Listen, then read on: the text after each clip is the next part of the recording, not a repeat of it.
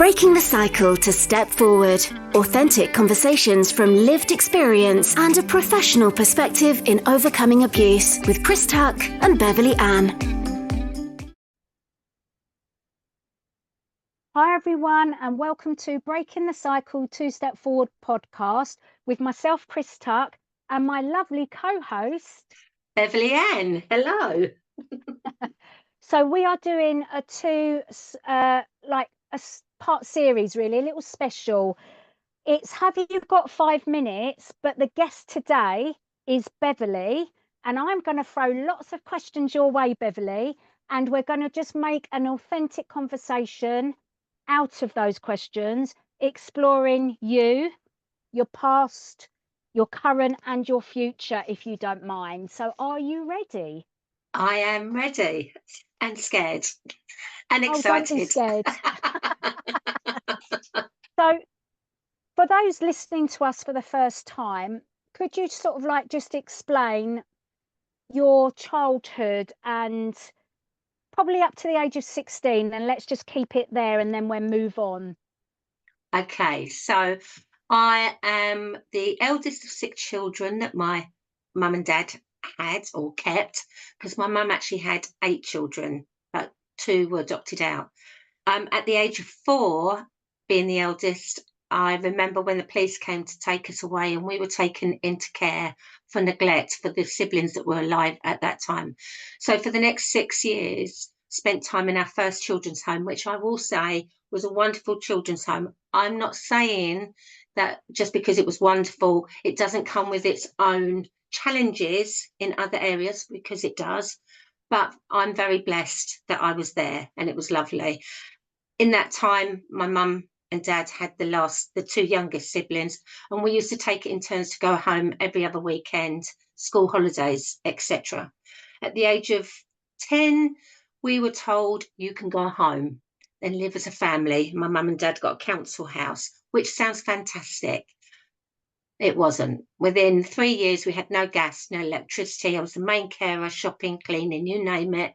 And we all went back into care. But this is where the politics come into it, because the 3 eldest were under the borough of Bromley, but we were living under the borough of Croydon. And at that time, they got their own social worker under Croydon. So we got split up and went into different boroughs. And then at 15, I wanted to be part of a normal family. So I got fostered, which was fantastic, but sadly didn't know how to be part of a normal family. And they had, there was a younger sibling there. And I can understand now, but at the time I was very hurt. But what they couldn't understand why I didn't know how to fit into the family as easy as he did. Why didn't I do the same things? I can understand now with hindsight how that must have been challenging for them. But for me, it was devastating. It was like, I'm not good enough for my own mum and dad. And now I must be bad because my fostering has broken down. And that was at 16. So I went into care for a week for an emergency. But I knew that because I was a looked after child or care leaver, however, whatever language you want to use. And so I knew I'd have to leave at 18. So I was like, well, don't put me back into care. Let me go and live my own life with some support, a phone call once a fortnight. And I went to live in a hostel. But what was also amazing is in all of that time, no one had asked me about what was going on with my mum and dad. Yeah. So we were survivors. We were in children's homes through neglect, but also the emotional abuse, the physical abuse, and the sexual abuse that had been happening. Yeah. My dad initially, from the age of just around 4, either just before, just after. I remember the first time it started, and I know from the weather, it was around my birthday. No one knew. And it didn't stop until I was 14, nearly 15. And there was a conversation had with me around a love bite I had by my Auntie Helen, who was really honest, who gave me information and empowered me and talked to me about consent and self-respect. And with that information, I was able to say no to my dad. But his friend had also started to abuse me from about the age of 7. as well. So that all stopped then. So now, at the age of 16, it was like, yes, this is it. I'm going to change my life. And back then, I knew one day that I would use my voice to tell the truth of what happens, because we had all these adults around us. And whilst they were lovely and they did get us out of certain situations, nobody asked the truth about what was really going on. So I thought it'd be to a room full of people for the NSPCC, because they were very fundamental in us going back into care. But it's been bigger than that, in a way that I could never have imagined. And my 16-year-old self still has to pinch herself at times. Okay, don't share any of that I yet. won't. But as you were saying earlier about the trauma, it is on many different levels. I was in and out of care, which, yes, absolutely, for me, being in care was the best, because I was fed, was nurtured to a certain extent, You and had there was your some good basic stuff. needs met, didn't you? But that was it. Absolutely. But the prejudice, the judgment, the questions. I remember being at school, what did you do wrong? The assumption that because Wow. you're a What kid in did you care, do wrong because you're a kid in oh, I can't. I mean, that's something that stays with me. Yeah. That is one of those things that stays with me. The assumption. I remember walking out of someone's house once because I've been there for tea, and the mum turned around and, as I left, said, "Don't forget to count the knives and forks. You know where she lives." It's just beyond fathoming, isn't it? It's just Yeah, like so cruel, just it so is. cruel. The expectations were so low as well, because I'm a kid from care. Yeah. I'll amount to nothing. And yet, what did I want to do? I loved school. I loved the Yeah. knowledge. Was I able to do, I studied really hard, although often it was Beverley could try harder. I now know at the age of 60 that actually I'm dyslexic. And does that surprise me? Absolutely not, because of the trauma that I was going through. My way of coping, or even dissociation, if I'm really Yeah. frank, was to study, Yeah. and learn, and escape. Yeah. And coming back onto that, when you do disassociate, studying something, being in the here and the now with it, keeps you off of what causes you to dissociate in the first place. So that is why learning for you and I was a good thing. It's not for everybody, but for you and No, I, it kept us going. absolutely, because it's escapism. Let's be Yeah. honest, but it's knowledge as well. It's something that it's tangible. If I do this and learn this, this will be the result. Whereas everything else emotionally was shut off, because, Yeah.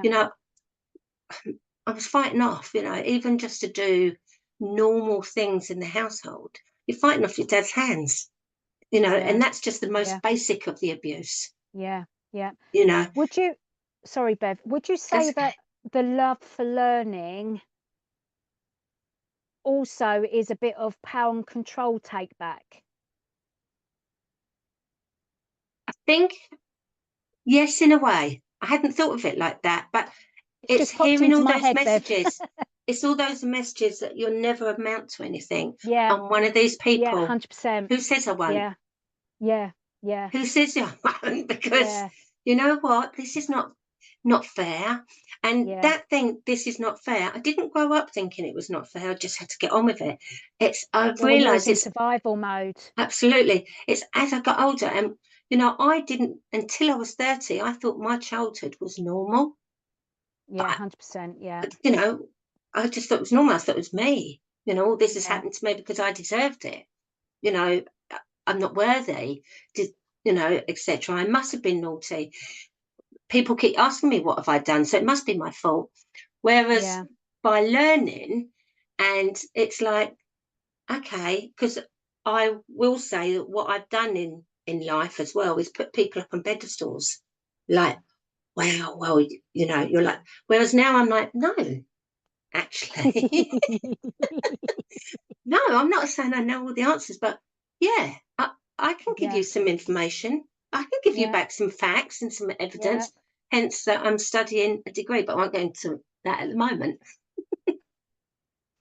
So when did you, at the age of 16, your normal was your normal, so you didn't really sort of like understand that it was abuse, like most of us don't. How did you present yourself to the world? Oh, wow. How did I present myself? I didn't show in any way, or didn't think I did, showed in any way that I was a kid from care. In fact, that was one of my skeletons.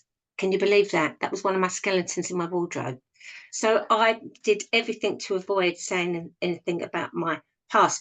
It wasn't that I was ashamed, because I absolutely loved my children's homes. It's just how other people were going to judge me. Yeah, So I and wore treat a you. mask, treat me. I wanted to look the best. I wanted to look so different. And my children's home had given me an understanding. They brought me up to, table manners, how to use cutlery, etc. And that's the standard of my children's home. I was very blessed in that way. So I was like, I was going to go for it, and for a long, long time, all through my 20s,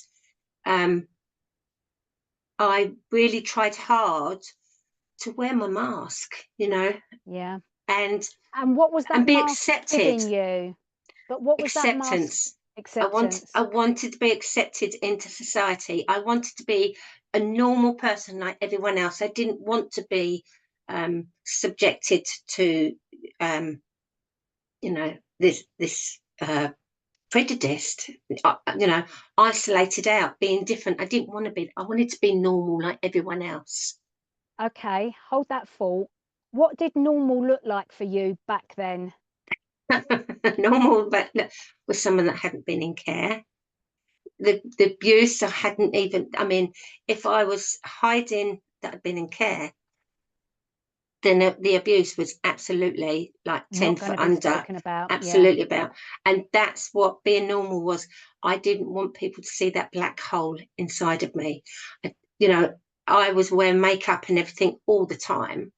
And I really believed that if my friends knew who I was really, that they would see the blackness inside of me.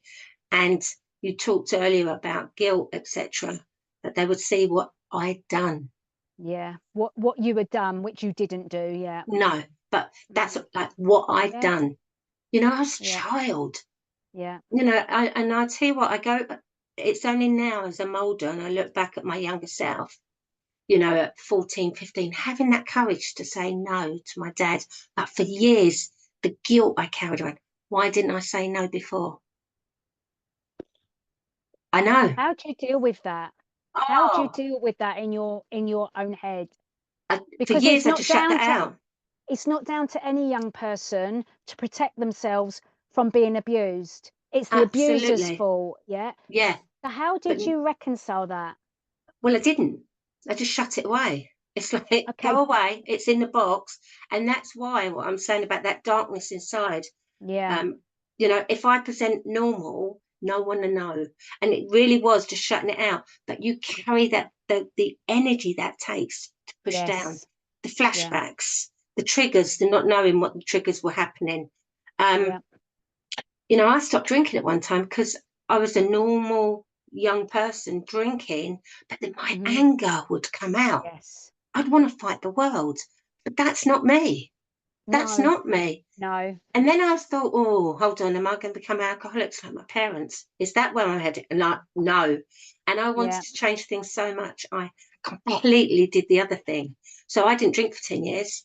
And in Hmm. that time, I had children as well with my ex-husband. And I thought, no, I'm changing the narrative. I'm breaking the cycle. Yeah. And then sadly, with postnatal, we call it postnatal depression, but I sometimes think it's when we have trauma and stress behind I us think it's your after we complex have children. PTSD kicking in. Yeah. Yeah. Pregnancy was challenging, and I won't go through that now. We've spoken about that in Yeah. other podcasts. But suddenly, as you said about breakdown, I was like, I need to speak to someone. I don't know what's happening, but I couldn't keep control. Yeah. Yeah. I All those felt, spinning plates just crashed, didn't they? yeah, and I had two young children, and one thing my passion there that was, this is not going to come into my children's life and ruin their Yeah. life. And so I reached out to the Samaritans, and started my wellness journey, my healing, which was about the same time as you, because I was about 30, 31, 32. So we were about the same time, even though I'm a bit older than you. Oh, And I no, don't you're mind not. sharing that. Coming to panto season. Oh, no, you're not. So, yeah, so that's when, and that took its toll physically. Yeah. I was seriously ill. I had, through my first lot of counselling, I had meningitis. I was admitted to hospital with kidney stones, and that is painful. I was admitted to So my hospital. husband tells me. Yeah, it's worse than childbirth. Trust me. He says that as well, and I never believe him, but I'll take it from you. I had shingles of the mouth, which Yeah. again, when you think about it, it's all, Yeah. now we know the psychosomatic impact it has. Oh, yeah, I can see that now. And I remember picking up the phone and being referred and saying, I only want to speak to someone a couple of times. Well, that first session of support went over 2 years. And now I'm still proud to say I still have it. I have to check in. It's important. It's part of my self-care. Well, just to add to that, all professionals who work with primary trauma, they can suffer vicarious secondary trauma. So everybody should be having that as reflective practice and the therapy that they need to just help them get through their job. It's as simple as Absolutely. that. So Absolutely. there is no, what's the word? My menopausal brain, shame in asking Yeah. for help, but it's learning that you can be vulnerable and be safe in being vulnerable. And when you've not had that your whole life, it's very difficult. And that's the smiling bit, because as you know, for me, I always say the biggest learning is having the courage to be vulnerable. Yeah. Yeah, you always Vulnerable do say that. and not being equated to dangerous, because Yeah. vulnerability is dangerous. It leaves you open. I could be in danger. I could get hurt here. I can be abused, or someone's going to shut me down. They're going to shout at me, etc. Yeah. Whereas, I still have to talk to that little girl. I still have to work with that little girl and reassure her, and the teenager. But the woman I am today, has done a lot of work. It's like, no, you can speak. Yeah, you can be vulnerable.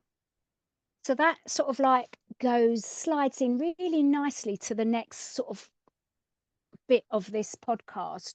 Your work, what did you do from the age of 16 to before you started working in this field of trauma and recovery? So let's keep it separate, because I know Yeah. you've had lots of jobs. Yeah, so I've always been in the sales and corporate world. Do you see what I mean? I very much wanted to earn money, because if you earn money, it buys you security. Yeah. You can pay. I needed to have a job at 16. Yeah. There was no question about it. As much as I like learning, it was like, you need to have a wage to pay for your roof over your head and your food. Yeah. End of. No discussion. That's what it is. And that's carried through, but I wanted a normal job. And I have naturally used my survival instinct. So, I was a young manager in retail, in orders, did very well, won loads of competitions. I love a challenge. I find solutions. That's the way I didn't realise that part of that is my survival instinct. When somebody later on, and I'll just jump for a few years, when somebody told me when I was temping and I wanted to go on the road and sell concrete bricks and blocks to architects and specifiers in central London as a technical salesperson. Yeah, I was told that I couldn't because I was a woman. And yes, I had a lot more knowledge than the male reps that I was supporting in sales. I was like, just because I'm a woman? Well, actually, thank you. I appreciate your honesty, but that's not going to stop me. And it didn't. Here I am. I'm going to prove you wrong. Beverley's coming through. So I did it and I loved it. And then I became pregnant, and I didn't want it to go against me, because this was in the 80s. I didn't want it to go to be a reason that other women weren't employed. So I didn't even take maternity. I said, look, I'm going to step back because I didn't want it to be negative. But that's the kind of person, you know, it's about my values were important. It's not just about now, it's about the people coming behind you too. So I've always been in that. And then I ended up being a model, which I never looked for. I never wanted to be. I didn't believe that I had any of the qualities to be a model, but it came to me twice in different ways. And in the end, I was a fitting model for years and had a very lucrative career and started my own agency. And I supplied fitting models, human mannequins, to major retailers and manufacturers in the high street. And very proud to say that. And even now, I'm like, wow, because I just did it. I was like, I've heard this so many times, and I'm like, wow, she did that. Yeah, and I claimed fame. So I was telling someone this the other day, and I'd forgotten all about it. David Beckham. So when Simon Fowler was the manager of the girls, Spice Girls. Yeah. And he has gone into other management as well. But he was looking for a model years ago to replicate David Beckham, like in body and measurements for his underwear collection. And he got given my name, or the company got given my name when they were at a lingerie fair in Paris. Wow. And I was also in different magazines, etc. So, and even back then, I was using all the skills that I have to champion using larger models, because my size 20 model worked more than most of my size 12 and 10 models, and I've still got that interview and I've got it all framed up. And I then supplied models for bra fitting, but larger cupped models, and then opened a second company consulting to women, so you know, going up to double JK bras and adapting them after if they'd had to have surgery, such as mastectomy, etc. Yeah. So I've always been this person that's never sat there and thought, oh, in 5 years' time, I'm going to do this. I've gone with opportunities. I've always networked. I've always wanted to know how things work. Even if I'm doing this little bit, I want to know what's happening the whole there. Thing. Yeah, so I've always, that wanting to learn has always gone on. My values have always been important. If it feels wrong, it is wrong. It is wrong. Yeah. Sadly, my business went really well, but I didn't know how to balance. I didn't know about self-care. I was being triggered in all different directions, different things happening in my life. And I did create Frankenstein. It was so successful. I didn't know how to ask for help. Yeah. So I was trying to juggle all of these plates. And sadly, at that time, I owned 2 houses, had this wonderful business. And, you know, if I was to tell you some of the things I achieved in it, but personally, I had nothing for me, and it all came crashing down, and I was very ill. You crashed, didn't you? Literally. I crashed, and after 3 years, I had to go bankrupt. And it was then I was at my lowest place for years, because 100%. My 16-year-old self, I was right back to being 16. Well, you've got instability, haven't you? You're not secure. You're getting all of that stuff coming back up, telling you you're not good enough. Blah de blah de blah. Yeah, I haven't got any. I haven't. You know, I need to get a job now to get a roof over my head to pay my. I'd gone. It's like a Monopoly board. I was right back, or even Snakes and Ladders. And then, because I'd been really ill, I was on the settee, and nothing wrong with my brain, but I physically was struggling to breathe. And I thought, if you only had a year to live, what would you want? And I thought, question. Yeah, and I thought, and there's a song which is The Greatest Love of All, about I believe in children are our future. And that's when it was like, I would like to do, and I literally just typed it out, and I started to blog back then, and look where we are now, as they say. Okay, so how did you then get into the trauma recovery work that you have done for a very, very long time, and bring us up to date? So there's a lot in that, because I know you. What they call the shadow self is, whilst I was working in corporate, I was always, as a young manager anyway, bringing people through. Even when I owned my own company, I brought people through, you know, work experience, etc. And I won't name any people, but, you know, very much about as you grow, bring other people up with you. It's not Yeah. about putting people down. It's about, you know, having other people come up with you. And I've always been passionate about that, but also signposting others for support, other survivors of sexual abuse. Even though I didn't talk about it so much with everyone, I was still doing that with other Yeah. people all along the way. So when I was doing that, what do I want to do with myself? I was also looking at my own health, learning about ACEs and all the rest of it, and the impact of trauma, Dr. Bessel van der Kolk. So I was going to yoga, learning how to breathe, not about being an Yeah. Instagram yoga pose or anything Influencer. like that. Yeah. And it was whilst I was there, got talking to another lady that I used to see on the mat and the yoga teacher, and we said about where we are now, what we want to do. And one of them was Elaine Wilkins, who's been our guest, who's the founder Yeah. of the Chrysalis Effect, and that's about wellness coaching. And I knew I wanted to do coaching, and I'd already been looking at this. It was on my vision board. I'd been looking at different ways to be a coach, but because I was bankrupted, I couldn't find the finance at that time. But I was Right. still looking for ways. And Yeah. in the end, we found a way. So I swapped skills to pay for my coaching, but it wasn't just coaching as in business. We use the grow that most people are aware with in coaching, but there's also the TH. So it's touching base and healing. So it's Right. helping people to realize how to get balance, etc. And I used it myself.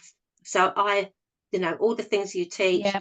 you know, I learned myself. So I went on this trajectory, and it literally, like my business, just went, this is where I want to go. And it just went whoosh. Straight there. Yeah.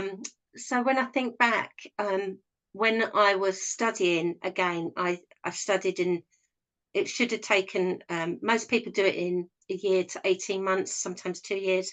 I got it completed in 8 months. You have one buddy coach. I wanted two. You only had to do 3 case studies. I did 6. Yeah. Because I knew that I wanted to do it and do it to the And get it infinite. embedded. Yeah. Absolutely. Then I opened a peer-to-peer support group in Seven Oaks Yes. in Kent. Yes. And I remember yes, coming to that. yeah, so that was, and I'm not saying all the dates necessarily all No, in in line an with each order. No. other. Yeah. Then I started obviously working with adults in my coaching business. And it was about adults overcoming childhood trauma, Yeah. but not being afraid to talk about trauma and Yeah. abuse. And I went to Yeah. many a business networking event and talked about trauma and sexual abuse. And afterwards, people didn't necessarily know how to speak to me afterwards. It's Yeah. not that they didn't I've like had me, but that they were like, conversation today. yeah, it's like, oh, hi. I don't need to talk to you. Just want to say Yeah. hello. Yeah. But I was like, no, I'm going to. What nowadays it's very different because people will, but this is at the time where even HR companies that, you know, I remember being in an event for HR and managers saying that people overshared in their personal development plans. What Mm, do you mean they overshare? yeah. So it is about changing that narrative, but sometimes we can't do it in a big way. We have to do it in small ways. I'm very Yeah. much about bring it back to the small, because for every person you speak to, you don't know who's around them. So I've always been like that. So I was growing that, and then I moved, got married, as you do, live by the sea now, and I love running a business. However, you can get tied up in the business side of Yeah. it.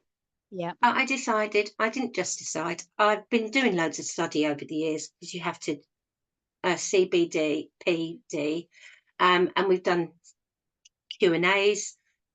Very proud to say we're talking about ACEs. There's a documentary called Resilience, and I got asked when it was very first shown in Kent years ago, would I host a Q&A panel?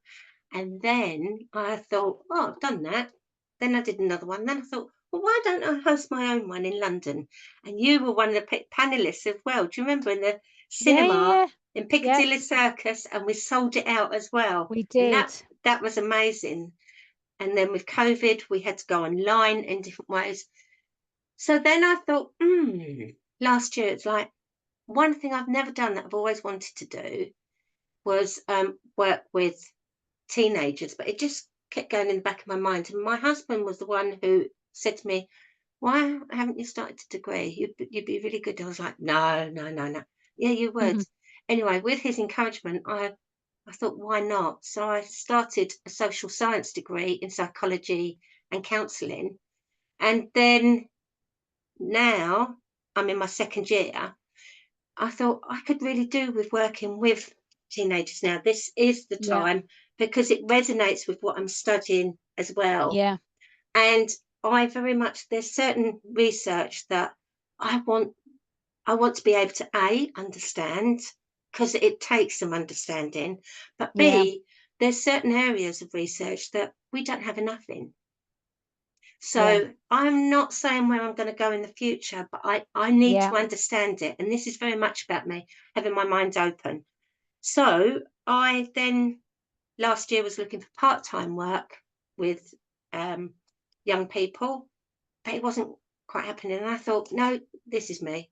Change it all around. So now I work full-time as residential care with teenage children with emotional behaviour and work with a few clients still part-time that are adults overcoming childhood trauma. So I'm at the coalface, as they say. And for me, it's a real 360 because I'm very aware, I'm looking at me every day when I'm in work. yeah, yeah, And that's a challenge in itself, but one that I embrace because I want to be the voice. I've always I'm passionate about everyone having a voice, and especially the young people. yeah, But also, it is good that they have their voice, but also being able to balance that with boundaries. yeah, So learning that, you know what, you're right, you can have a choice. You can absolutely have a choice, but there are also consequences for whatever choice you and decision you make. Some of them aren't going to be good. Some of yeah, them are going to be positive for you. I can't tell you what they are, but it's about helping to learn that, to teach them, not tell them what to do, yeah, but guide them and celebrate their wins and being yeah. able to sit with them when they're at their lowest, but not fix them. And Um, that is the challenge. yeah. So I know you can't talk a lot about anything that goes on in the residential care for privacy reasons, but I'm hoping that we can share the good news that you had when you had an Ofsted. Well, it's not in writing yet, but you know what? It made me cry. So I do believe in Ofsted for different reasons, and I'm not saying that it was really awful what happened to that awful teacher, but I am one of those people that we do need to make these checks. We do need to make sure that things are regulated to a certain That there's extent. a standard of service as well, isn't it? It's standards. Make Yeah, sure they're it's being met. Keep the children absolutely, safe. absolutely, and you always Ofsted. Anyway, they did come 2 days. I was one of the members of staff that was interviewed because I bring in other different things, like I knew about comfort cases through Rachel and Fatima Whitbread, and I brought Yeah, them in and shared them with the other homes. Because if you know that information, why don't you share it? yeah, 100%. It's not to be hidden. It's to be Yeah, shared. Um, and I'm a member of the Institute of Recovery of Childhood Trauma and all different things like that. And yeah, then we got given an outstanding in all areas, no recommendations. And then I got a mention as well, just to say that yay. what was said was every children's home needs a Beverley. And Oh, that is brilliant. one of the young people put me forward as so I was the outstanding member of staff and said that I always listen. Yeah. And that's all you ever wanted for yourself, wasn't it? So when that gets fed back to Absolutely. you, it's Made got to me make you cry. feel Made amazing. me cry. Yeah, Absolutely made me cry, because for everything that I do, everything's important to me. But that was yeah, important to my little girl, my teenager, yeah, and Beverly yeah, herself. So yeah, yeah, but there are things I'd still like to change. yeah, So without going into detail, I'm going to tell some facts here that happened. When you're 18, it doesn't matter what trauma you've got behind you. It doesn't matter where you are. When you're biologically 18, you have to move out of your home, of the residential home, because you're then an adult. You're not a child. yeah, So the reality is, you could be just about to take your most important exams, okay? yeah. But Like you're your A having, levels. well, go back to GCSEs. Right. Oh no, A What, levels. get Sorry, kicked A out at levels. 16, Sorry, A levels, yeah, 18 A levels. I'm getting it confused there. A levels, but you've just turned 18, so you're having to move home and do your A levels. yeah, So you're going into it, to live independently. That means living in a flat that will be. I mean, that's wrong. What would yeah, I like to see happen? There is supported living for some young people up to the age of 25, but you've got to have a diagnosis for that. That's not wow, a okay, given. I'd like to see that option being given to all care leavers. Then they make the choice if they don't want it, fine. But to know that that's the pathway. We don't just yeah, abandon them, because that's what we're saying. We're saying, look, here, we've helped, we've kept you safe, and now, and we do loads of work with independence, and that's, something that's really important, like you would in any home, like I've done with my children. Do you see what I mean? But then we say yeah, at 18, off you go. yeah. I would like to extend that out to people like myself that was forced to leave home at 16 with nowhere Yeah, to go, no money, yeah, no housing. So I really get the care leaver issue and challenge, but I would also like to think about children just generally being kicked out of or having to leave home because of situation is untenable. absolutely. And well said, Chris, because, it's funny, isn't it? We judge the children that have been in care, but how many children would love to have been in care like yourself? Yeah, and we know And other abuses have happened in care as well, so we've got to be mindful of that as well. absolutely. Beverly, my phone's about to run out of charge, and I don't want us to lose this podcast. So, No. can we wrap it up to Yes. anything else you would like to share with people? Off the top of my head, I can't think, because I get really passionate, and this is part of my brain now. It's like Yeah, overloaded.